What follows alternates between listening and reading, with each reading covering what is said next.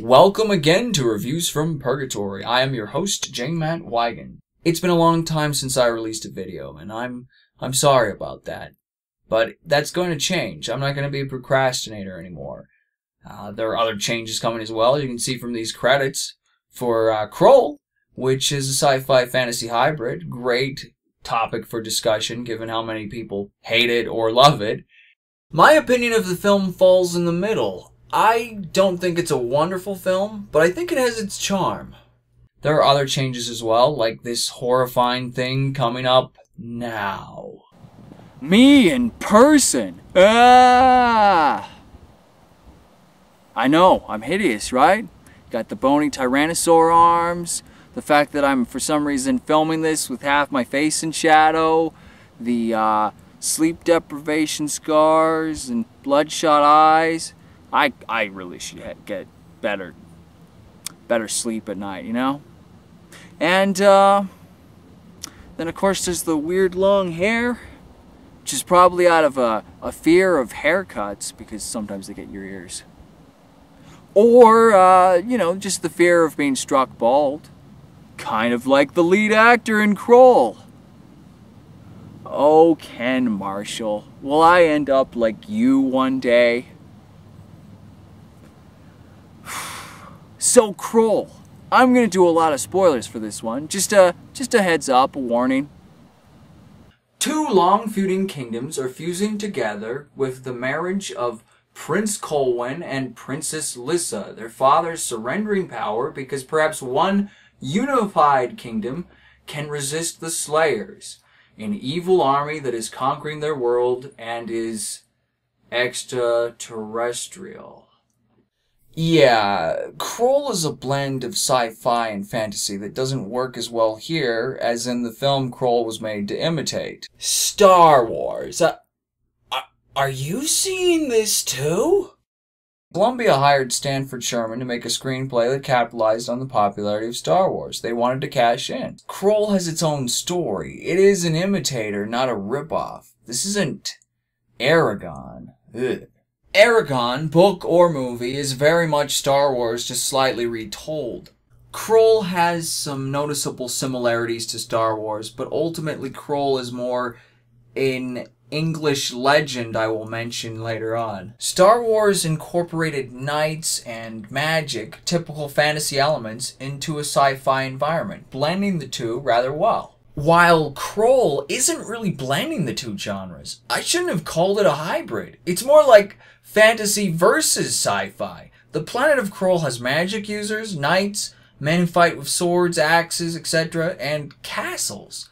They are arrayed against the alien invaders who have laser guns, arrived in a ship, and who reveal how alien they are upon death. This isn't genre mixing, this is genre clashing. It makes the film somewhat awkward, but also very unique. I should emphasize the awkwardness, though. Remember how I said the Slayers are aliens? Well, why are they riding horses?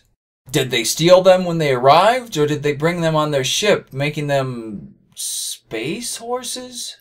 Maybe Krull should have been strictly fantasy, and the Beast and the Slayers are just long dormant evil, recently awoken. And the glaive weapon of the film had defeated them before, and could do so again, instead of it being the ancient symbolic weapon of this world. Perhaps this could save us. It's completely untested against aliens, but I guess it's worth a shot, you know? Yeah. So their plan to unite the kingdoms and have their army defeat the great evil fails because the Slayers show up at the wedding and kill everybody. Wedding crashers. They abduct the princess, take her back to the fortress of the Beast. The prince is the only survivor. A wise mentor type shows up, patches him up, and tells him to retrieve the magical glaive and gather an army to help him on his quest. He gets the glaive, convinces a group of escaped prisoners to join him, and they set off on their dangerous quest to defeat the Beast, save the princess, and save their world of Krull. That's sort of the plot to most Super Mario games. Save the princess, save the world, defeat the Beast. Krull, Super Mario, and countless other things have basic plots like this with the usual archetypal characters and cliches, but that isn't horrible. Lots of things have really complicated plots and open up lots of plot holes. Not that Krull is without plot holes. Why doesn't he use the glaive earlier? Why don't they take the Slayer's powerful laser guns whenever they kill them? If the Cyclops' people are from a different world, then how did he get to Krull?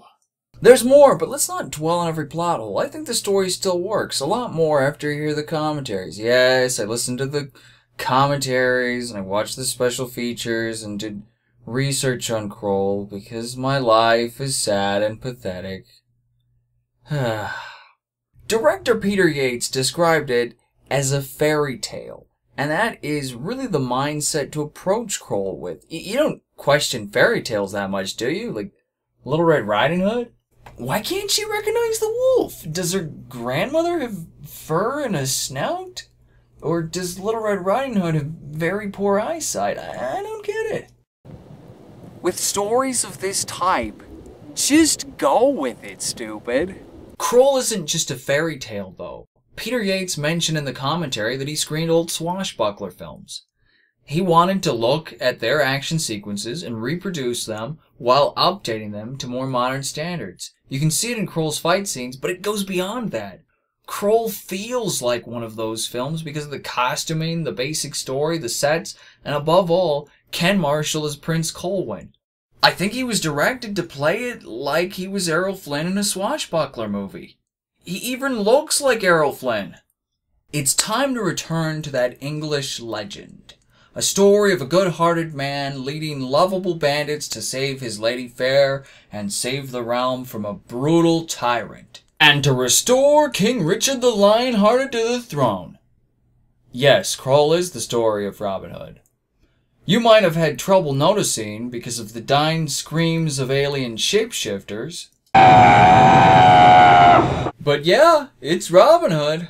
The odd thing is that the only bandit with a bow is the first to die. It's like a fairy tale, has roots in swashbuckler films, and has elements of the legend of Robin Hood. Keep all this in mind so that you respect the film a bit more, because now I have to tear into it. You'll need tolerance and understanding for the next element in Krull. You see, it's an effects picture, and it is showing its age. Krull came out at the time when green screening and blue screening were in their infancy, and nowadays even your standard internet viewer can do better green screening. I don't have a green screen. Did you think that was going somewhere? Other effects? Well, the laser blasts look fine. Transformation effect is a little dated, probably uses the same tech as the green screening. The most annoying effects in the film are that whenever slayers fight with people, their swords clash and there's a spark of red electricity. Every time. It's extremely distracting. The stop-motion spider doesn't look great, but it is better than CGI. I am tolerant of outdated special effects, but I can see how it would take some of you out of the movie. Thankfully with Krull, most of it is practical effects, stunt work, and real sets. And those things hold up a lot better. Most fantasy films are named for a central protagonist. Red Sonja, the Beastmaster, Harry Potter, and the ominous sounding thingy. Krull is the name of the world in the film. This is fitting because the film shines at creating a world. There is some on-location filming of outdoor shots over in Italy or in England, but director Peter Yates decided to rely on the sound stages of Pinewood Studios for most of the settings. Even exteriors. The sets of Krull must be where a huge chunk of the cost of this film went, and they are impressive. The swamp set here has a nice pedigree. That soundstage has a huge tank of water under it, so they could make it into a swamp by putting tons of sand, peat, cork, etc. in it, and filling it with trees from a burned out heath. That same water tank soundstage is where they filmed parts of Raiders of the Lost Ark and Moonraker. My favorite sets are the main villain's fortress interiors. While the exterior of the Beast's fortress was modeled off Shiprock in New Mexico, the interiors went through several design concepts before they decided to make them organic. modeled after the biology of the beast. Since the script describes settings, clothes, weapons, and so forth very minimally, it left a lot of freedom to the production designer Stephen Grimes and his team to do whatever they wanted. Krull has a unique aesthetic that is fantastical while modern. They really created a rich environment for this film. Into that rich environment, they drop a bunch of archetypal characters who aren't deep. It sounds like I should now say how awful that is, but we just went through the whole swashbuckler fairy tale Robin Hood thing. Those have archetypal characters, and so does what Krull mimics, Star Wars. It isn't necessarily bad to have characters like that. The issue is that Krull's batch of simple characters don't connect that well to the audience. I'd say you root for them succeeding in their quest, but you don't adore these characters as you do with, say, the characters of Star Wars. I keep bringing Star Wars up. I'm sorry for that. But when your film is imitating Star Wars, but doesn't work as well, the comparison is inevitable and worthwhile. Star Wars has some decent comedy in it. C-3PO and R2-D2 are the main comic relief, and can be annoying, but they have their moments. Most characters get the occasional funny line too, but the funniest character is Han Solo. No, thank you. How are you? Contrast that to Krull. The main comic relief is Ergo the Magnificent, a magic user who keeps turning himself into an animal by accident. Same joke 3 times. Fails every time. If you made some sort of terrible comic relief scale, he's way down at the bottom, where if comic relief fails, it just falls flat. Higher up the scale, when the comic relief fails, they are so annoying that your desire to see that character die rises very quickly.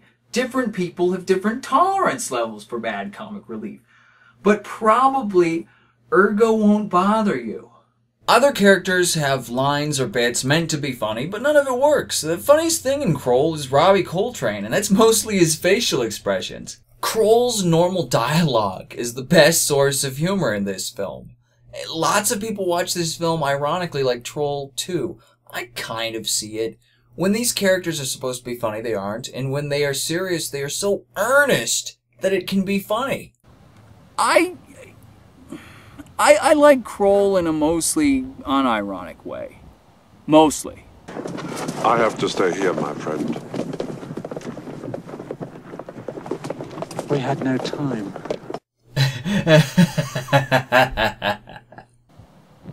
And I stand by that mostly unironic liking of Krull, even if it makes me sound like an idiot. But then again, a lot of things will make me sound like an idiot. Idiot or not, I don't get seeing the film ironically. Hearing these sincere, earnest lines is hilarious is a stretch most of the time. Stanford Sherman's script may fail at comedy, unsurprising given his past as a writer on the Adam West Batman series, but the more serious lines are generally unfunny. The problem is they are a bit false at times. It is very hard to write good-hearted characters whose dialogue doesn't sound forced or fake. It is so easy to screw up a sincere character like Superman, making their goodness seem corny. Indeed, Krull came out in the days of the somewhat corny Christopher Reeves Superman movies, and Krull's main protagonist is a lot like that Superman. Prince Colwyn is a bit off as a character. Is that the direction, Ken Marshall's performance, or how the character was written? Probably all three.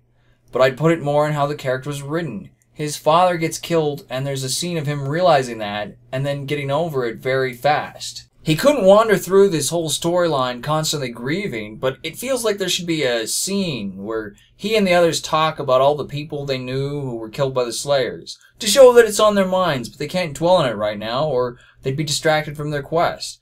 He got over the death of his father and all the men they brought with them, who probably many of them were his friends, way too quickly. I'm suppressing it. Actually, Star Wars has the same problem. Leia, Obi-Wan turned into clothes. Though he was nearly a stranger to me, it has traumatized me more than finding the charred corpses of my aunt and uncle who raised me.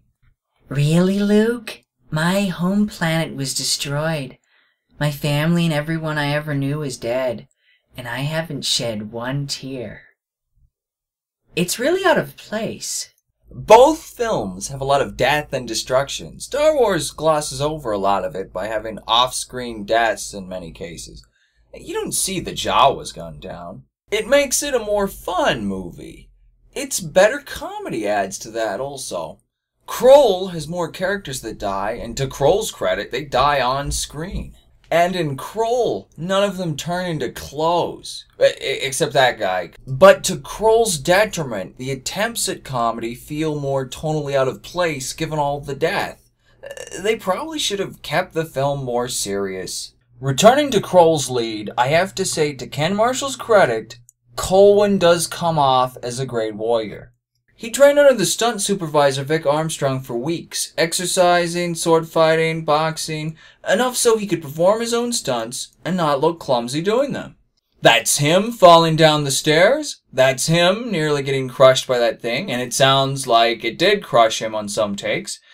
The only stunts he didn't do was the freehand rock climbing done by stuntmen they referred to as squirrels. Yeah, I wouldn't do that either. The physicality of the performance is great. I just wish Ken Marshall didn't have to say things like, "We're your family now." So how about the female lead, Lysette Anthony, who played Princess Lissa? Well, I can't judge the performance or the character very harshly. Why? Because of the man who ran Columbia at the time, Frank Price, who would one day be Lysette Anthony's father-in-law. What the hell? Frank Price decided an unknown American girl would fill more movie theater seats than an unknown British girl. This is what she actually sounded like. I take fire from water. I give it only to the man whom I choose as my husband. They dubbed over her entire performance. I take fire from water. I give it only to the man whom I choose as my husband. It gets worse. They cast Lysette Anthony, 18 or 19 during filming, because they wanted a young, innocent princess type, so then they dubbed her over with Lindsay Krause, a woman in her mid-30s. At least the dubbing isn't noticeable, right? Seamless. I should try some dubbing myself. I believe I would be taken more seriously if my voice were more masculine and vaguely British.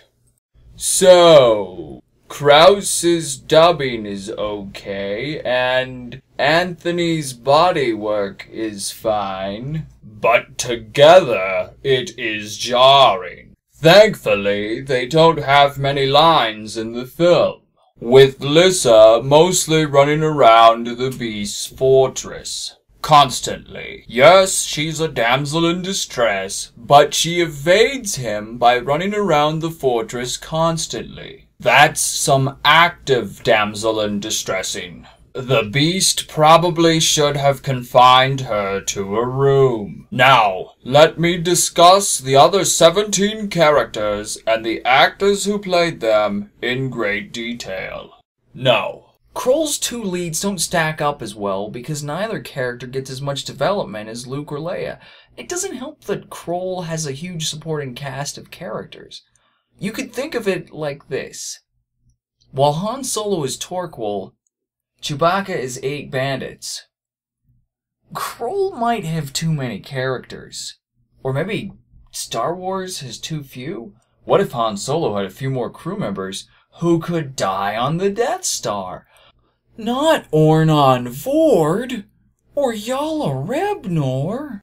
When you have this many characters in something, none of them will be that well developed in the story, and as I stated before, these Krull characters are archetypes anyway. Kindly but soon-to-die kings, the villain who turns good because of love, the blind seer, etc. So let's go over the supporting characters and their actors, the ones that actually matter. Ynir, the wise mentor, played by Freddie Jones, who gives it his all despite some goofy moments they gave him. He isn't overly sentimental with Colwyn or anyone because he needs to push them forward. I like that he gets angry with Colwyn a few times, something Obi-Wan Kenobi would never have done. You haven't lost a father and a bride. on the same day. Nor have I become king on that day. Freddie Jones shines best in the scene with the Widow of the Web. It's about regret, time, and sacrificing themselves for the two leads, whose love echoes what was between Ynir and this other Lissa. I would say that Freddie Jones's performance is the best in the film. Ergo the Magnificent, played by David Badley, doesn't work as comic relief, but I do like the character a bit. He bonds with the kid and the Cyclops, and his best moments are talking with them. Rell the Cyclops saves them again and again with that thrown spear. He's the loner super warrior type. His storyline is that his kind know their own future death. Bernard BRESSLAW plays this well with the Cyclops being friendly enough, but you can tell he's in pain. His knowledge of the future poisons his joy of life. Then there's the 9 escaped bandits / prisoners who join them. People mostly remember the main 3. The leader, and the 2 who were played by actors who got big after Krull. Torquil is that archetype of a criminal with goodness and nobility, so you can appeal to their better angels and make them an ally. Alan Armstrong plays him gruff but likable. Armstrong and Ken Marshall play well off each other in their scenes. You can tell they were friends on set. According to Marshall, they used to play cribbage in their trailers, along with a third man named Liam Neeson. Liam Neeson plays Keegan. He's a bigamist with like 7 or 8 wives. It's played for laughs, because it's funny to lie to women and charming to have a wife in every town. Not disgusting or horrible at all. All that aside, even then you can see the star potential with Liam Neeson. The same is true of the man playing pessimistic Joker Run, Robbie Coltrane. Coltrane didn't have lines originally, but he convinced them to give him a few. Then they decided to dub him over. What is with this film? Coltrane and Neeson get to have death scenes with last words and slightly more peaceful deaths. Like if that befell me. I guess my reviewing days are over. Compare that to the 4 bandits played by stuntmen who have no lines. They're just there to have more stunty deaths. Oh, I suppose you think I should do a stuntier death now, huh? Yeah, okay.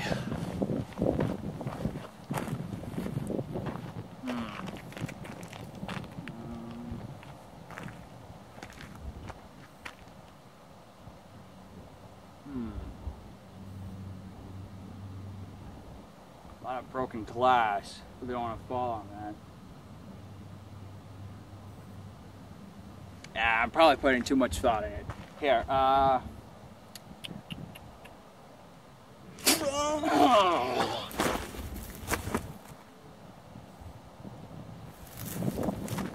Alright, so that leaves the last 2. I think I have some stuff stuck to my back. That leaves the last 2. The young one and the,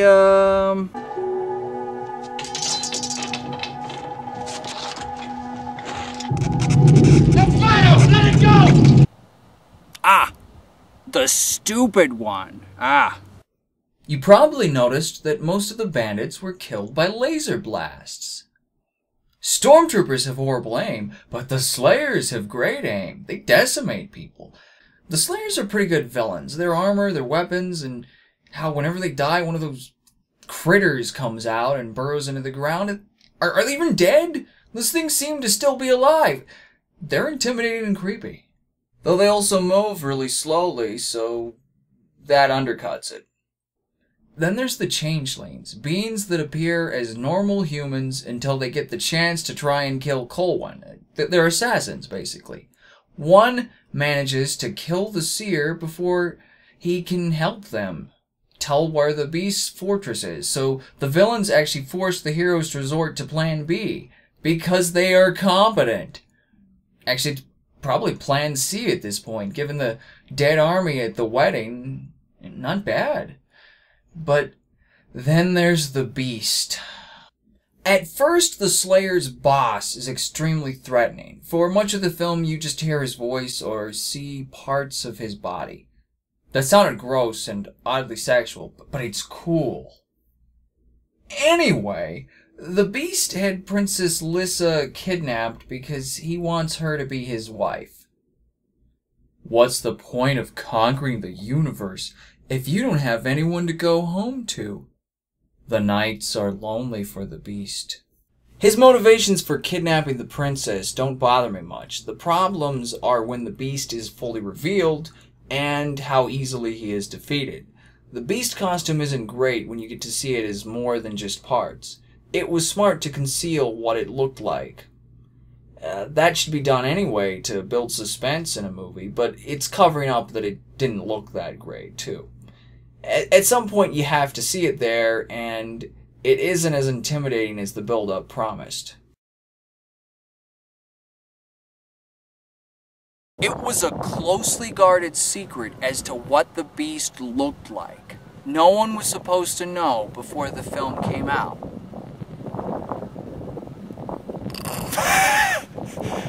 Oops! Then there's the anticlimactic fight with the Beast. Meaning that it's time to talk about the glaive. People who have never seen Krull, they still know about that weapon. It's the most famous thing from this movie, and it's weird. It isn't used until the very end, and then it isn't so much thrown by Colwyn as it is released from his hand. As if this whole time he was just carrying around the true hero of the story. Thank you, Colwyn. It's up to me now. The heroic glaive cuts through walls, knocks down rocks, kills slayers, and cuts up the Beast. Though Colwyn is holding out his hand as if he controls the glaive with telekinesis. Okay. The glaive kicks the Beast's ass but doesn't kill him. Also note that in a film with lots of classic-style sword fights, most of the fight with the Beast is people standing in place while a special effect battles with a blue-screened Beast. I said anticlimactic, right? Colwyn loses the glaive, and then he and Lissa realize it wasn't the glaive, but them that the Beast can't defeat. And bam! They have pyrokinesis. The fire born of love slays the Beast. He seemed powerful until you saw him, and he was easily dispatched. Killed by love. Or possibly marriage. I prefer to think it was marriage, that on the world of Krull all marriages bestow pyrokinesis, which greatly reduces the divorce rate. But it's probably meant to be the power of love destroying evil, since that was a theme. I guess this movie is earnest and sincere enough to pull off the idea of love conquering evil. I guess. It's a fairy tale. It seems like at every turn I am either heroically defending this movie or villainously tearing it apart. I do like Krull, and it fascinates me. Krull falls short of being as good as the film it imitated. This reminds everybody how hard it is to catch lightning in a jar. So many elements come together in film that it is impossible to imitate any film and top it. Krull has glaring flaws. That dubbing, that lackluster climax, failed attempts at comedy, slow pacing, but ultimately, it is a pretty good film. The highest praise I could give it is that it has grown on me with the repeated viewings for this review.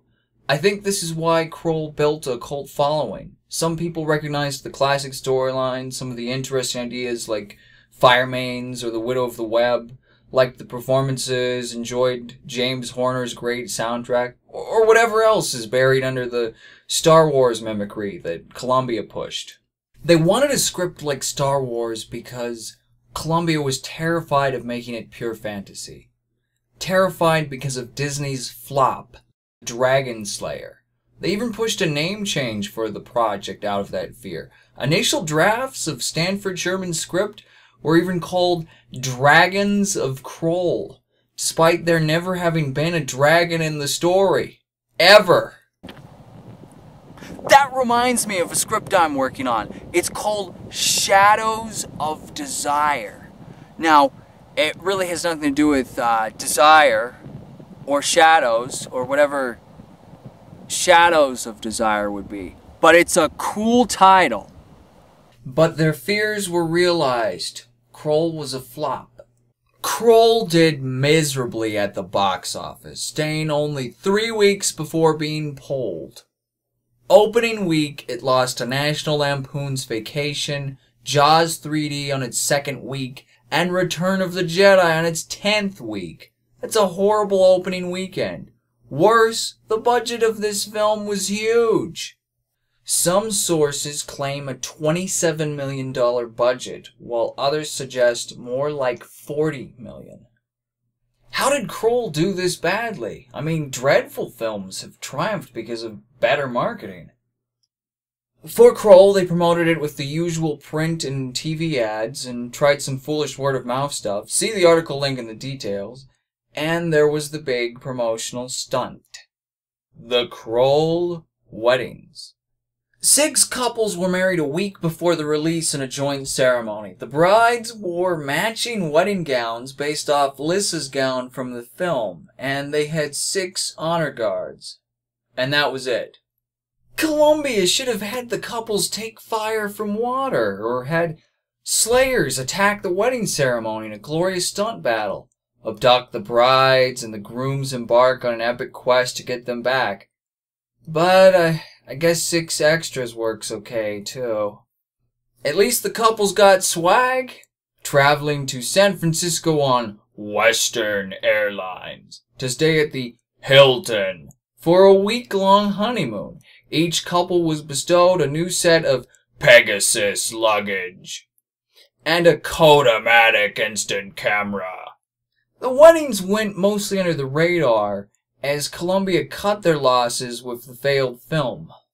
Tie-ins were relatively new in the days of Krull in 1983.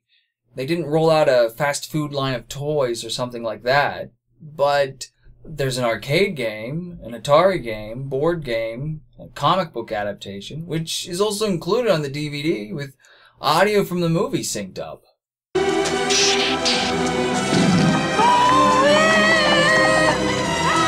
Pacing's better. If you only have 37 minutes to watch Krull, go for that. So, Columbia's marketing for Krull sucked. I mean, it seems like it was a movie tailor-made for action figures. It doesn't help that most critics panned Krull and killed it that way, too. Got some stickers in my hand. Oh, right. Krull. The sad truth about Krull is it probably failed mostly because it didn't have a star. They had hoped that Ken Marshall would become a star from this, but it didn't work.